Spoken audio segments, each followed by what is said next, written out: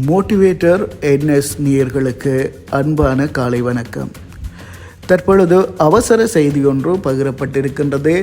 அதாவது இலங்கை பூராகவும் சிவப்பு எச்சரிக்கை விடுக்கப்பட்டிருக்கின்றது. எதிர்வரும் 26ஆம் தேதி காற்று சுழற்சிகள் ஒன்றிணைவதால் 27ஆம் தேதி தாளமுக்கம் ஏற்படுவதாக கூறப்பட்டிருக்கின்றது. அதன் அடிப்படையில் 26 தொடக்கம் 30ஆம் தேதி வரை நாடு பூராகவும் பலத்த மழை வெள்ளப்பெருக்கு என்பன ஏற்படக்கூடும். எனவே காப்போத்த உயர்தர பரீட்சையில் தோற்றுகின்ற மாணவர்களை தயார் நிலையில் இருக்குமாறு அரசு எச்சரிக்கை விடுத்திருக்கின்றது.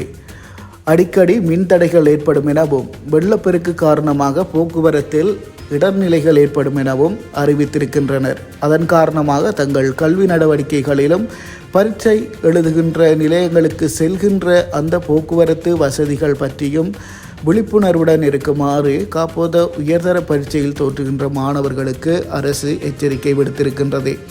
அதே நேரம் பொதுமக்களும் பாதுகாப்பான இடங்களில் தயார் நிலையில் இருக்குமாறும் கூறியிருக்கின்றார்கள். 27ஆம் தேதி தொடக்கம் 30ஆம் தேதி வரை அதிகளவான மழை வீழ்ச்சியும் வெள்ளப்பெருக்கும் ஏற்படும் எனவும் அதற்கேற்ற வகையில் தயார் நிலையில் பொதுமக்களை இருந்து கொள்ளுமாறும் அரசு கூறியிருக்கின்றது.